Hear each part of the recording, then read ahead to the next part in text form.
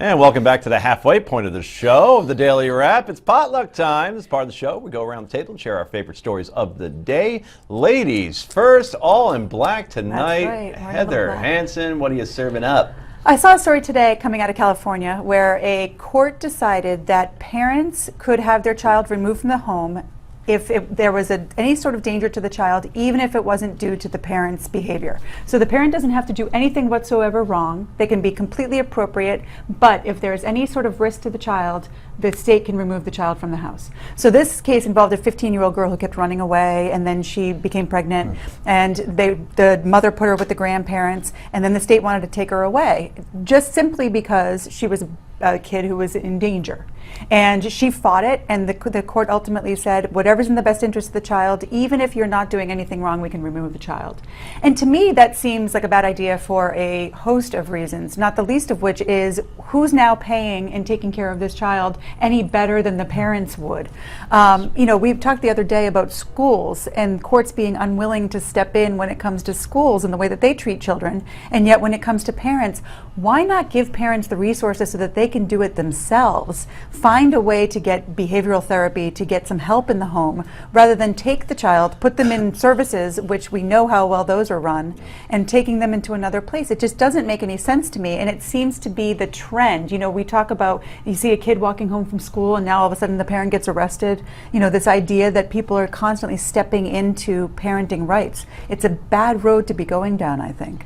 I couldn't agree with you more. As a new parent, you know, I would say that I'm probably seventh best at raising my child. You know, grandma beats out, and you know, and you know, the babysitters all beat me up. But in all seriousness, yeah, that's a bond that no one should be getting, unless obviously there's danger to the child. But it seems like the line has shrunk more and more now, where that people could step in just because they think they know what's going on instead of what they know. How did they imagine putting that 15-year-old in a foster home or something is going to work out better? Well, and the thing is, so many children who are being abused are not being appropriately By the way, found. I've noticed you've been picking on California a lot. Oh, please. I love California. You're starting to remind me of Stu Varney. Crazy legal decisions in taxes on her California. Malibu beach house is That's she's about striking that. back. I Absolutely. see.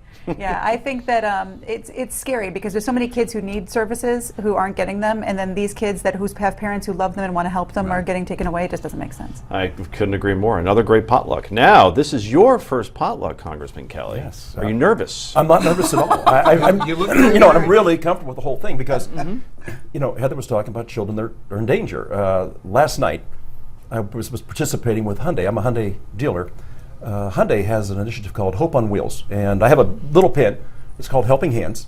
17 years ago, Hyundai teamed up with the Jimmy Fund. A Hyundai dealer from Boston named Tom O'Brien and a good friend of mine from down in Washington, Don Rowley, looked at this and said, this is about curing kids with cancer. Now, in the last 17 years, now this is incredible. This is the private sector stepping forward to do something that touches everybody.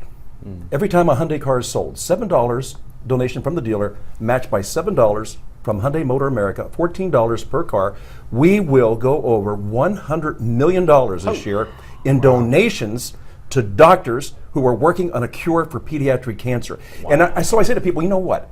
This is something that touches all of us. And yesterday, I was able to attend that event, and I've met the best people in the world. And when you see these little people, all they want is a chance at life. Yeah. What we've been able to do is come together, do something as a company, do something as a group of dealers to really help people. You just can't watch that and not come away really feeling touched by it. Hyundai's doing something they called Mamarazzi yesterday. These are moms blogging. These are moms that have kids with cancer, and they're talking about how they get through it. And I want you to, the social media can do great things. When you're able to bring those people together, share those stories, it's somehow just to get that weight off you and be able to share it. Maybe think of something that just for a moment takes that burden off. You think, you know what, the one thing none of us want to hear, whether it's parents or grandparents or whatever, is that your kid has cancer. We're working to make sure that that doesn't happen. Great effort by Hyundai, great effort by the Hyundai dealers. This is what's amazing, that Congress's approval rating is where it is, because I don't think we hear stories like this enough. Actually, I'm going to tell you why. I want my camera. I want my camera. All of you members of Congress out there, everybody in Washington, this is what happens when you don't only go to fundraisers that are for you. when you participate in things that benefit children and other people, look what happens. You become somebody like Mike Kelly. You keep getting reelected, not because you just keep raising money for yourself, but because you do good things in the world. You can now have the camera. Okay, and I know why you're going to pass 100 million, by the way. There used to be a time where there were crappy cars and there were great cars. Yes. And now the bridge has been just, you can't tell the difference between one car and the other. A friend of ours has a Hyundai, one of those SUVs. Yes. Right? Yeah. And I know it doesn't have the Lexus little symbol on the front of the Mercedes one. It's just as nice. You know, Hyundai used to have kind of like a bad Hyundai rap. makes a good car. You're making good cars. Well, you know what? We did 10 years, 100,000 miles warranty, and people used to say, listen, you can either buy a really nice used car or you can buy a brand new Hyundai. Buying a new Hyundai is the way to go. And you help kids. And that's charity is the way to go, no question. More potluck when we come back, including my own. This is The Wrap on Newsmax.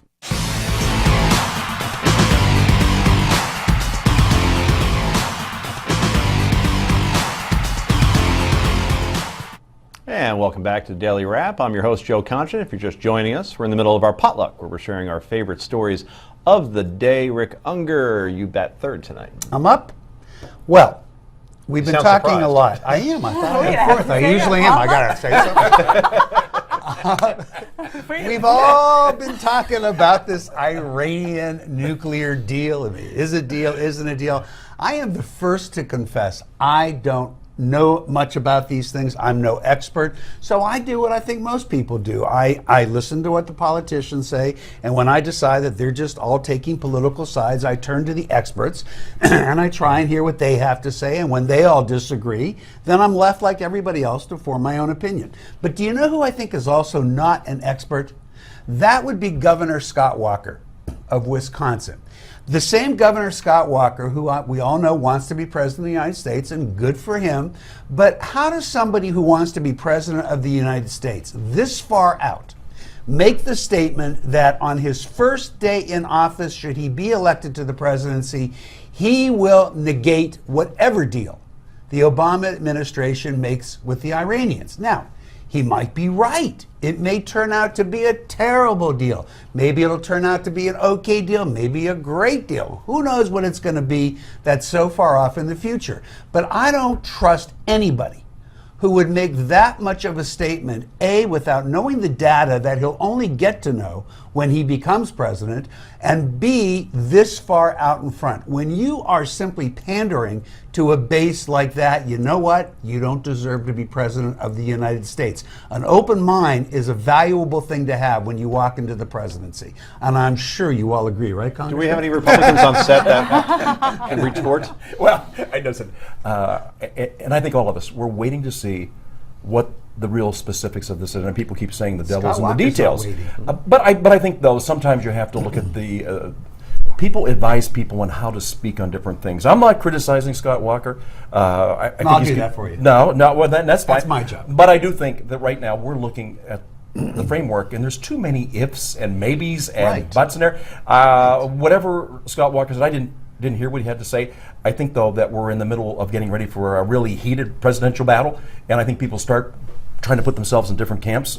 Which is unfortunate. Well, it's unfortunate, but it's part of politics. Of competency. Yeah. Could it be that he's more speaking generally, that he would never speak to the so-called enemy in the first place, like President Obama promised before he became president, that he wanted to reach out to the North Koreans or the Iranians? Enemies, then you can never make them not enemies. But as Netanyahu has said numerous times, first stop saying that you want to destroy us, and then we will sit down and talk to you. And I think that's the is specifics of this deal. They may say that between now and when Scott Walker can be president. I have no idea. Yeah, but, you know what? If you listen So how to, do you make that statement? I think that he's making that statement based on the fact that the money that we are now going to be giving them when these sanctions lift are going to go into things like Yemen. And so to continue to drive this fire in the Middle East is very dangerous. And people can have that opinion, and there's nothing wrong with that.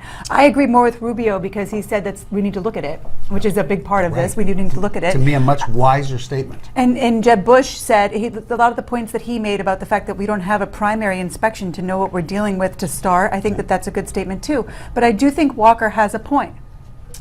As you said, the other candidates have expressed concern. I appreciate that. They've said do this, do this, do this, but he is the only one who has said, nope, Minute I'm in office, this is gone. He is That trying is- to well, I know what he's trying to do, and I distinguish get the himself. politics, but he's distinguished himself as somebody who doesn't have the kind of mind that we want in the executive branch of this government. You have to be open. Okay, and I don't think that John Kasich will accept him as a running mate. Probably more of a Connie Rice. We'll talk about that another time. Anyway, this is something we'll probably all agree on, but it caught my eye anyway. The NFL has hired their first female official. Her name is Sarah Thomas. Can we take a look at her? No relation to Thurman Thomas. Obviously, she's very capable because she's done NCAA games. She did going back to 2007. So good to see the NFL, who has taken many public relation hits, particularly when it comes to domestic violence and the Ray Rice whole thing in the elevator in Atlantic City. And now they're saying, you know what? It's finally time. Because when you look at these refs, you're a football guy. Are you Steelers or Eagles? The Steelers. You're Steelers because you live near Pittsburgh. Black and gold. Come on. Terrible. Yes. Terrible towel. Well done, well done. Right, so you watch the games, and most of the officials that they have now, they're kind of not built that well, and they're kind of getting up there in terms of being on the back nine in age, and it's not like there's a physical aspect to refereeing. Yes, you may get hit once in a while, but you're getting hit by an NFL player. I don't care how big you are. When they have pads on, you're going down. But it comes down to eyesight and judgment, and I'm just glad to see the NFL finally is moving ahead in this regard. The NBA's done it. I don't like that back nine and age comment at all. Why? What are you trying to say? You're on the sixth hole. What do you care about? Yeah. Well, you know what? Talent is never gender specific, and I think we look at people that can perform different things, and I think it's great to have her on board. And we'll see how she does when she's on the field. It all comes down. How are they on the field? Yep. Now it's up to Major League Baseball, who doesn't have any female umpires, to start breaking one in there too, or else there's going to be some protest or something. Anyway, when we come back, it's yay or nay. This is The Wrap, only on Newsmax.